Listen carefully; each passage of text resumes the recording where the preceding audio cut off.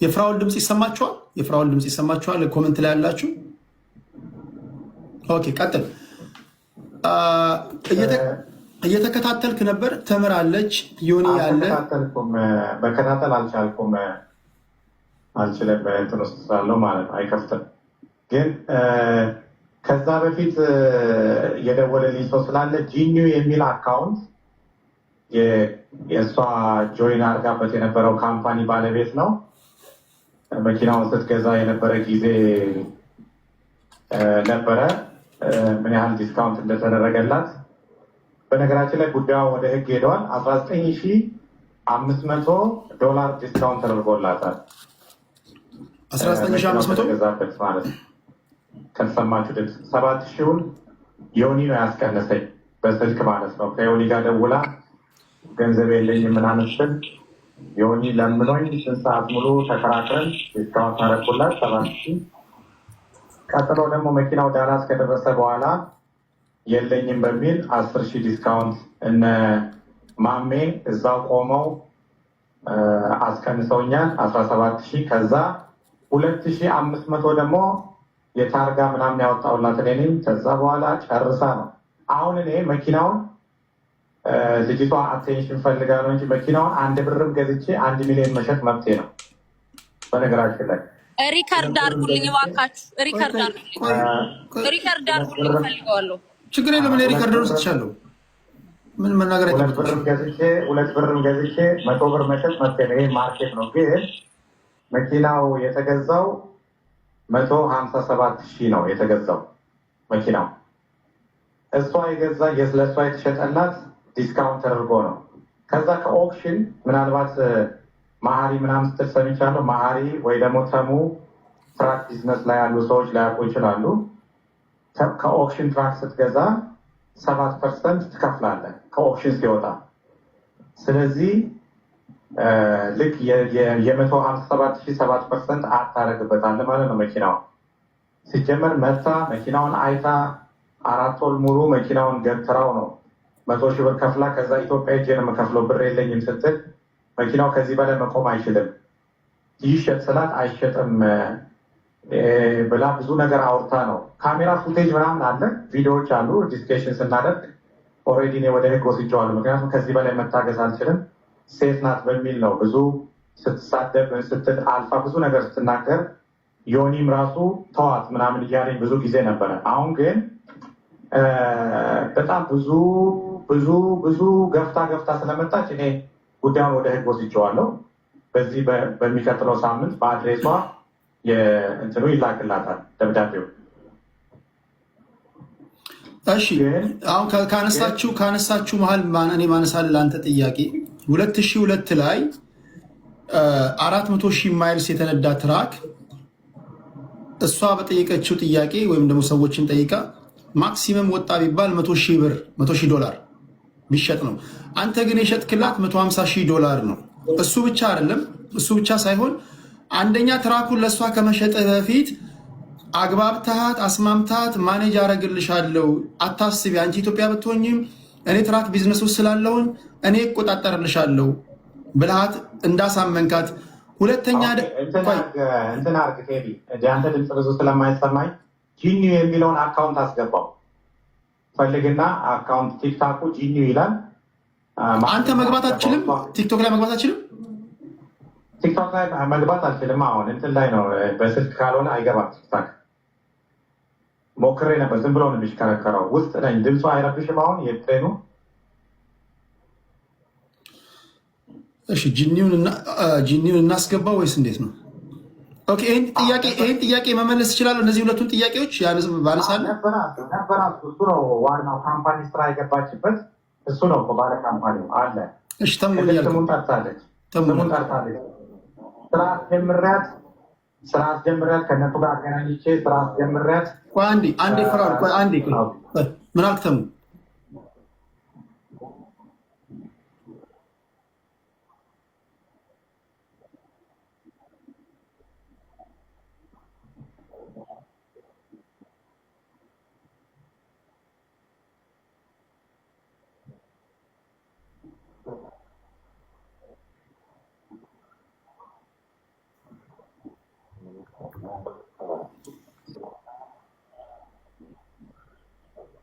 ስለዚህ ጂኒው የሚባለው ልጅ ብናስገባው እያንዳንዱ ለሚመልሰው ምላሽ አንተ ኃላፊነቱን ትወስዳለህ።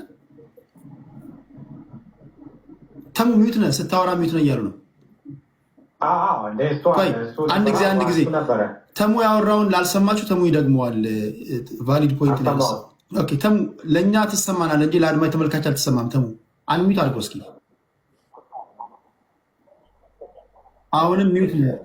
ለእኛ ይሰማል። አንተ ጋር ያለው ነገር ተሙሻ ሚዩት ይላል። ነው እዚህ ጋር ተሙ ስልክ ላይ ስታየው ሚዩቱን ኤክስ ተደርጓል። ካየው ስላይድ አለ።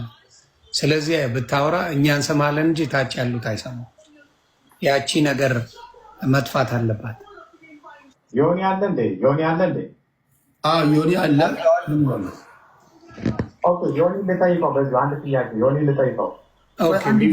ወደ ዮኒ ከመጠየቅ በፊት ተሙ አንድ ወረድና ተመልሰና ወይ ድጋሚ ላስገባ እዛው።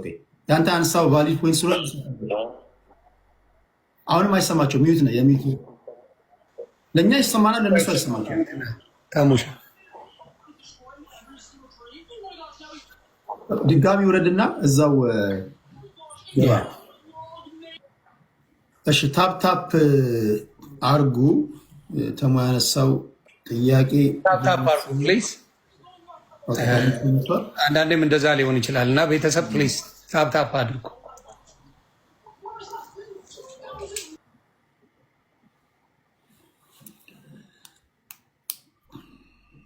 ተሙ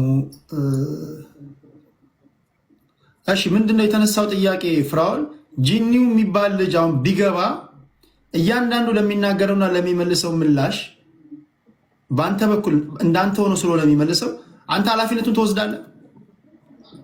ነበረ እሱ እኮ ነበረ፣ ይተዋወቃሉ ነበረ። በደንብ ስሙን ጠርታለች፣ ስሙን አንስታለች። ገብቶኛል። ውክልና ሰጥተኸዋል። ስለዚህ እያንዳንዱ የጂኒው ቃል ያንተ ቃል ነው ብለን እንውሰድ። ውክልና ሰጥተዋል ምናምን ሳይሆን ኬዙን ወደ የፍርድ ቤት አደረጋችሁት ለህዝቡ ለመናገር ነው እንጂ ኦልሬዲ እሷ ራሷ ፍርድ ቤት ቀርባ ይህንን ታስረዳለች በደንብ። ኦልሬዲ ህግ ላይ ይዤዋለሁ፣ ለሎየር ሰጥቼዋለሁ። ወዝነ 5-6 እስከ 10 ቀን ድረስ ደብዳቤ ይደርሳታል፣ መታ ታስረዳለች እዚህ።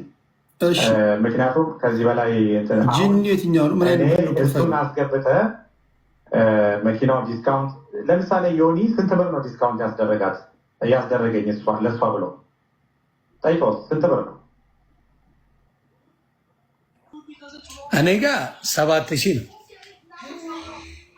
እኔ ጋ 7,000 ብሎኛል። ማለት 7,000 ቀንስ ምናምን ብየው መናገር ትችያለሽ። እኔ ጋ እሷን የመጣችው መጀመሪያ አንተ ጋ 7,000 ምንም አልቀነሰም። አንተ ጋር አንተ ጀስት ያነጋገርከን የነበረው ስለ ቅናሽ አይደለም።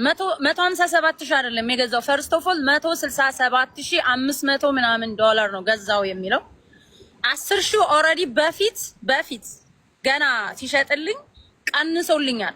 7,000 የቀነሰው እነ ሄኖክ ማን ነው እነ ብሩክ ኦር ጆሲ ብሉ ናይል ትራክ ካምፓኒ ዳላስ ሁሉ ሰው ያውቃቸዋል። እነሱ ናቸው ያስቀነሱት። እነሱም አስገድደውት ማለት ይቻላል። በቃ ተለምኖ በስንት ጉድ ዳላስ ከወሰደኝ በኋላ ካሽ ከከፈልሽ በኋላ 7,000 እቀንስሻለሁ ብሎ ከከፈልኩት በኋላ አልቀንስም እየሰራሽ ትክፈል አለ። አልከፍልም አልኩት። እንደውም ቢል ኦፍ ሴል ተሰርቶ ነበር 157,000 ተብሎ 157,000 ተብሎ ቢሎ እኔ እንደውም ልጁ ስልክ ካነሳልኝ ብሩክ የሚባለውን እዚህ ላቀርበው እችላለሁ። ስልክ ካነሳልኝ ጂኒ ማን ነው? አንዳንድ ቁጥር ጂኒ የሚባል ሰውዬ ግን ማን ነው? እኔ አላውቀውም። ማን ነው ጂኒ? ስሙን ጠርተዋለሽ ብሏል። ማን ነው? ብሩክ ነው ኦር ጆሲ ነው? ይናገር። ማን ነው በለው። እኔ ስም የጠራሁት የሁለቱን ሰዎች ስም ነው እዚህ ጋር። ጂኒው ማን ነው? ፕሮፋይሉ ምን የሚል ነው? ፌራ ጂኒው ማን ነው? ፕሮፋይሉ ምን አይነት ነው? ጂኒው ሂድበት የሚል እሷ ራሷ ስሙን ጠርታለች ብሏል። አንዴማ ቴዲ ስሙን ጠርታለች ስላለ ጆሲ ነው ወይስ ብሩክ በለው። ሁለቱን ሰዎች ነው ስም የጠራሁት እዚህ ጋር። የብሉ ናይል ባለቤቶች፣ ሌላ ሰው ስም አልጠራውም። የብሉ ናይል ትራክ ካምፓኒ ባለቤቶች ማለት ነው። $7,000 ለምነው ያስቀነሱልኝ ልጆች። እሺ ጂኒው ምንድን ነው? የትኛው ነው ስሙ? ጂኒው ትክክለኛ ስሙ የትኛው ነው? የሆነ ለምን እንደዛ እንዳለው ራሱ አልገባኝም። የሚሄድበት እንጂ አለ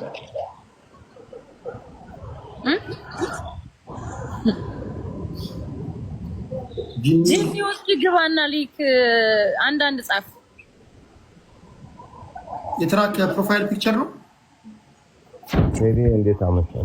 ቆይ እንዴት ነው ማለት አለን ጂኒ ኦኬ። ጂኒው የትራክ ኦኬ። ታሜ ወጥቷል እንዴ? ማንክ ጆሲን እኔ የጠራሁት የጆሲን እና የብሩክን ስም ነውና አንተ የብሉ ናይል ባለቤት ማንክ ማላቀት ጂኒው የምትባለው በዛ ጊዜ በቴሌግራም ከሀገር ቤት ሆነሽ ስታወሪኝ የነበረው ልጅ የለሁም ከነሱ ጋር እኔ በቴሌግራም ያወራሁት ብሩክንና ጆሲን አላወራሁትም። ብሩክን ብቻ ነው ያወራሁት። ስምህ ማን እንደሆነ ካሳውቀኝ። ብሩክ አይደለሁም መሆነኝ ያላወራሁሽ እኔ ነኝ መሆነኝ። እኔ ብሩክን ነው ያወራሁት። ኢትዮጵያ ሆኜ ብሩክን ነው በተደጋጋሚ ሪካርዱም ላይ ያለ ዮኒን ሳወራው ብሩክ የሚባል ልጅ አውርቻለሁ ብዬ ለዮኒ ራሱ አንዴ አላውቀውም የሚባለውን ሰውዬ እኔ የማውቀው ቪዲዮ ቆይ ቀላል ነው። ቆይ ቀላል ነው። ኦኬ ቪዲዮ አብራጅ ሌባ እሺ አንድ ጊዜ ላብራላት። አንድ ጊዜ ምንም አይነት የስድብ ቃል እኔ ማስተናገድ አልፈልግም። በተቻለ መጠን ያንቺንም ሀቅ እንሰማለን፣ የእሱንም እንሰማለን። በተቻለ መጠን መፍትሄ ለመስጠት እንሞክራለን። ካልቻለን ደግሞ ቴምር አስታወሽኝ። እኔ አስታወሽኝ? ኦኬ አስታወስኩት። ቴንክ ዩ ኦኬ አንተ ግን አልነበርክም። የትራክ ባለቤትም አልነበርክም፣ ሻጭም ገዥም አልነበርክም። አንተ ሻጭ አልነበርክም። ሰው አንተ እንዴት እዚህ ውስጥ ቮልት ታደርጋለህ? በምን ሂሳብ? ኦኬ እኔ በዛ ጊዜ ስለለመንኩልሽ ነው ስለነበርኩኝ ነው እኮ ነበርክ። ግን አንተ የብሉ ናይል ትራክ ካምፓኒ ባለቤት ነህ? ብራስ ባለቤት አይደለም፣ ግን ጓደኞቹ ሁላችንም አንድ ላይ ነበር። አንተ የታዘብከው ነገር የትራክ ሲገዛ ምንድን ነው? እስኪ ያየኸውንና የተሳተፍክበትን ፓርት ንገረኝ። እኔ ይኸውልህ ምን መሰለህ፣ እኔ አሁን ጉዳያቸውን ውስጣቸውን አላውቅም። እሷ ከኢትዮጵያ ሆና በእኔ ቴሌግራም ነበር የምትደውልልኝ። በእኔ ደውላ ብሩክን ፈልገዋለሁ ነበር የምትለው። እኛ ደግሞ በዛ ጊዜ ጉዳዩ ግራ ስለገባን ክሊር አልሆነልንም። መጨረሻ እኔ ራሴ ለእሷ ምን አልኳት፣ ትራክ ጃፍሮ የራሴ ትራክ አለ አሰሩ ብሎናል። ትራኩ ግን እኛ ጋር አልመጣም። ትራኩ እዛው ነው ያለው ኖርዝ ዳኮታ ብዬ አልነገርኩሽም? አዎ እሱ ደግሞ ማንም ወደ ነተሙና ወደ ነዮኒ ሄደን የነሱ እኛ እሷ ደግሞ ከዛ መለሰችና ሰራተኞቹ ናቸው አለችን። እኛ ሰራተኞቹ አይደለንም። እኛ ሁላችንም የራሳችን ቢዝነስ ነው ራን የምናደርገው። አንቺ ከፈለግሽ ማንም ሰው ትራኩን ይዞ የመጣ ሰው መስራት ይችላል አልኳት። ከዛ መለሰችና ኖርዝ ዳኮታ እያለች ጨረሰችን። ይሄው ጨርሻለሁ ስትል ታርጋው እኮ ማለት ታይትል አይደለም አልኳት። ብዬሻለሁ አላልኩሽም? አዎ እሱ ታይትል ማለት ሌላ ነው። አንቺ ኦነር ለመሆንሽ የኔ ትራክ ነው ለማለት ታይትል ይዘሽ መምጣት አለብሽ እኛ ጋር ስራ እንድናሰራሽ። አንቺ ግን ምትይን ያለ ነው ካፕ ካርድ ነው የምታሳይኝ ያለሽው። ካፕ ካርዱ ደግሞ 2500 ብር የተከፈለበት ነው ለታርጋው። ያን ጃፍሮ ነው ከጃፍሮ ላይ ነው የከፈልኩት ነው አይደል ነው። እሱን ፊግር አውት አድርጉ። መጨረሻ ላይ እነ ብሩክ ከኔ ብር የታርጋ ብለው እኔ ነኝ የከፈልኩት ይላል። እኔ ነኝ። ይኸውልህ እንደውም ማለት ነው በፔመንት ነው የወሰዱት ከእንትኔ ላይ። ይኸውልህ አንተ መሐመድ ነው አይደል? ብሩክን እንድመጣ አድርግልኝ በአላህ ይዣለሁ። አንተ ሙስሊም ነህ እኮ ችግር የለውም። እኔ እኮ አሁን ያለውን ነው እኮ ጃፍሮ ሳይሆን የከፈለው ብሩክ ግራው ታረጋላችሁ። አሁን አንድ ጊዜ ተመርቀኝ። አሁን እንትን እንዳለ እኛ ጋር ያለውን ነው የምነግርሽ። አሁን እንዳላስታያለሁ አላስበላ እኔ ነኝ የከፈልኩት። አትዋሽ። ጂኒው የተሳተፈበትን የሚያውቀውን ፓርት ብቻ ይናገር እናድምጠውና ወደ አንቺ ይመጣል። እኔ የምናገረው እኮ እዚህ ላይ ያለ እዚህ እኛ ጋር የተፈጠረውን ነው የምነግርሽ። ማን ከፈለ ነፍስ ይጀመር። አንተ እኮ የትራክ ካምፓኒም አይደለም። ቆይ አንዴ ቴዲ፣ አሁን ይሄ ሰውዬ ተጠርቶ የማይሆን ነገር እያወራ ነው። እኔ ልውጣ በቃ እንደዛ ነው። ቆይ እዚሁ ቆይ ነው መሄድም ያለብን። መጣክ ማንነት ግልጽ ሆኖ ነው መሄድ አለብን ማለት እኮ ነገር እኮ መስማት ነው። አንድ ጊዜ አንደኛ ልጁ ተጠርቶ አክብሮ ነው። አንድ ነገር ልንገርህ፣ ወደ አንቺ መጣ። ችግር የለውም። በቂ ደቂቃ ሰጥሻለሁ። አሁን እሱ የታዘበው ኢንተራፕት ሳታደርጊው እናድምጠው። ስለዚህ ዝም በይ። ጅኒው ተናገር። ከዛ ተምር ደግሞ ወደ አንቺ እመጣለሁ። አንቺ እያንዳንዱ ነገር ትናገሪያለሽ። ከዛ ዮኒና ተሟሉ እዚህ ጋር ፍራውልም እዚህ ስልክ ላይ ያለው አድማጭ ተመልካችም ስላለ ለእነሱ እንተዋለን። ጅኒው አንተ የተሳተፍክበትንና የምታውቀውን ነገር ብቻ ተናገር ፕሊስ። ኢንተራፕት አታርጊ። እሺ ቀጥል። እኔ ያልኩህ በስንት እነሱ ዋጋ ጨርሰው እዛ ተሻሽጠው ጨርሰዋል። ባለቤት እኔ ነኝ ብላ እሷ ደውላለች። ባለቤት እኔ ነኝ ብላ እሷ ደወለች። እኔ ስልኬ ላይ ነው የደወለችው። እኔ ደግሞ አንቺ ባለቤትሽ ለመሆን ማስረጃ እንፈልጋለን፣ ታይትል ይዘሽ ነይና ችግር የለብንም፣ ትራኩም እኛ ጋር የለም። እሷ ደግሞ የምትለን ትራኩ እጃችሁ ላይ አለ እያለች ነው የምትደውልልኝ። ኢትዮጵያ ሆና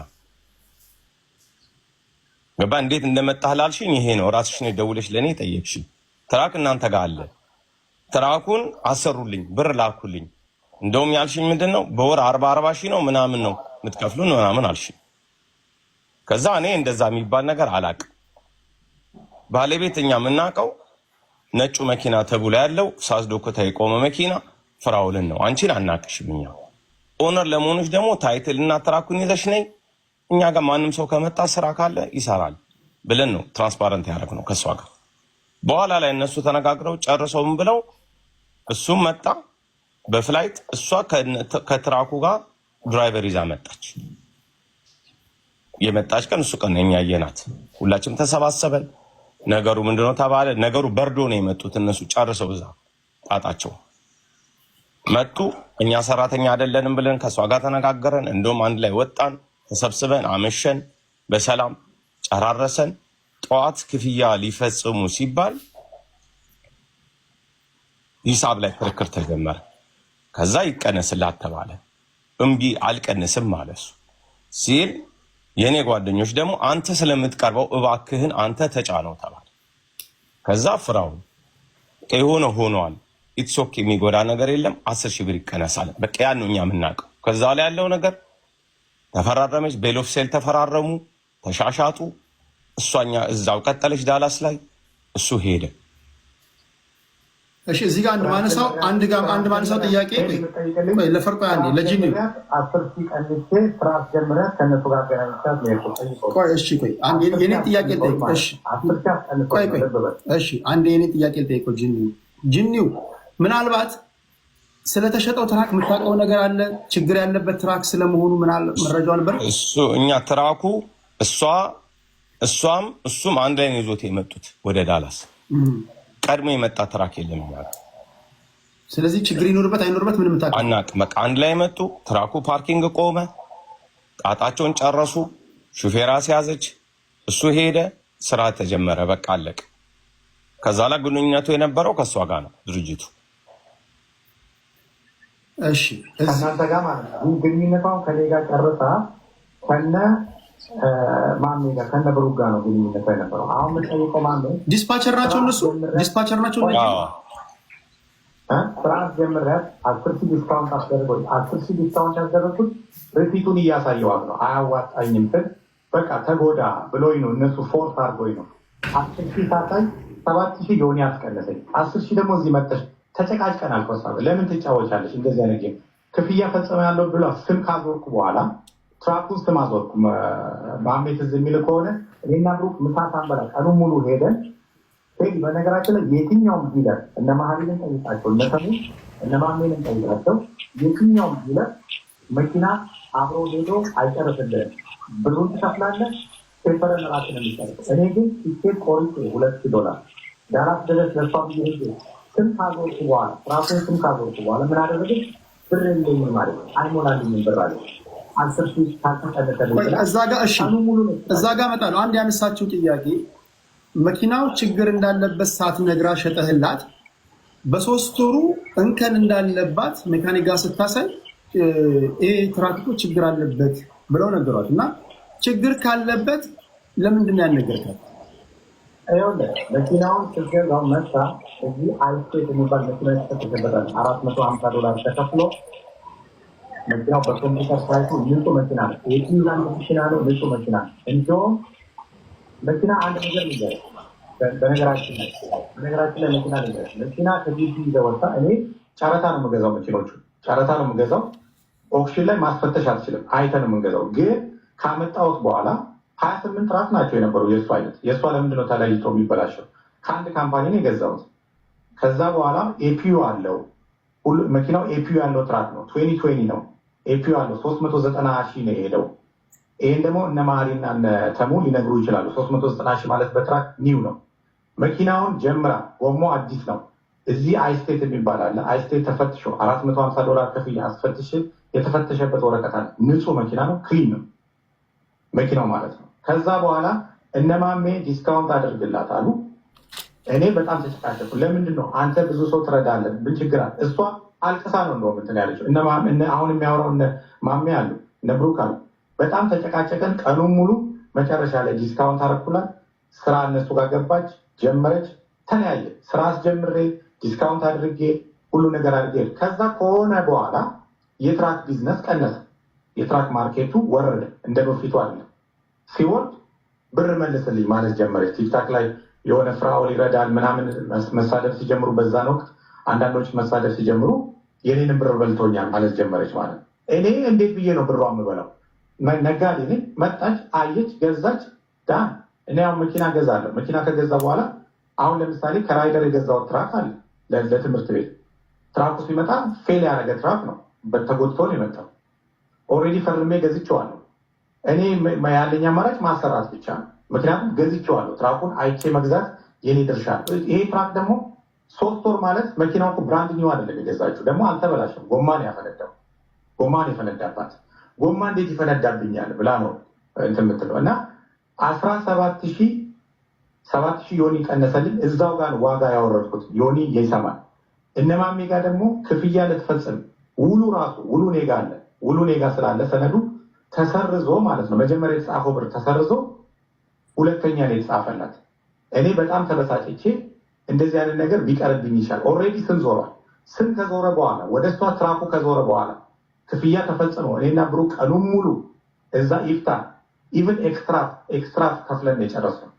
አንደኛ ትራኩን 100,000 ከፈለችና ኢትዮጵያ ሄጄ ነው የምከፍል አለች። ኢትዮጵያ ደርስ በብር አይደለም እኔ የምሻሻለው። በምንድን ነው የምሻሻለው? በዶላር ነው።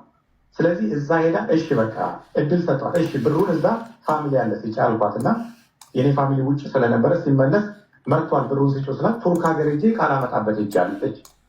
ትራኩ እስከዛ ይስራልኝ ስትል እንዴት ነው ትራክ ይስራ ማለት እኮ በአንቺ ስም ይዞራል። ላልተከፈለ ትራክ 100,000 ብር ብቻ ለተከፈለ ትራክ እንዴት ብዬ ነው ለአንቺ የምሰጥሽ? እንዴ ትራኩ እኮ ወደ አንቺ መዞር አለበት። በእኔ ስም መስራት አይችልም፣ በአንቺ ስም ነው የሚሰራው። እንደገና ደግሞ ላልከፈል ፋይናንስ አይደለም አደርገው። ትራኩ ሌላ ልጅ መጥቶ ሊገዛ ሲል ካልገዛሁት ብለሽ ነው ይሸጥ ብያታለሁ። ከአንድም 2-3 ጊዜ ትራኩ ይሸጥና ብርሹን ስል ኖ እንዲሸጥ አልፈልግም አለች። እነማሜ ጋር ራሱ ስንከራከር አሁን የሚያወራው ጋር ትራኩ ይሸጥና ብሯን ትውሰድ፣ እኔ ትራኩ እዚሁ ይሸጥ ብሯን ልመልስልሽ ውሰጅ ስላት በታሪክ አልወስድም፣ ልሰራበት ሞራል የተነሳስቶ ነው የመጣሁት አለች። ኦኬ ትራኩ 2020 ፍሬድ ላይነር ኤፒዩ ያለው 390 ሺህ ሄደ ትራክ አይበላሽም። የትራክ ፕራይስ ደግሞ በዛ በተገዛበት ሰዓት ትራክ እኔ የገዛዋቸውን ትራኮች ሊስት አለኝ። በጣም ውዱ የተገዛው 168 ሺህ ነው። ከዛ በኋላ ግን 167፣ 157፣ 147 ትንሹ 147 ነው የተገዛው ትራኮች ማለት ነው። ለምን ማርኬቱ ሃይስት ሆኖ ነበር። በጣም ትራክ ትሬለር 100 ሺህ ነበር የምንገዛው። እነተሙን ጠይቃቸው ትሬለር ሪፈር ትሬለር በ100 ሺህ ገዝቻለሁ። አሁን እዚህ ጋር እንደው ውዥንብር ለመፍጠርና ፍራኦል እንደዚህ ነው እኔም ምንም የሚፈጠርብኝ ነገር የለም፣ ግን ወደ ህግ ወስጄዋለሁ። ወደ ህግ የወሰድኩት ለምንድን ነው? ሲበዛ ወደ ህግ ተወስደዋል።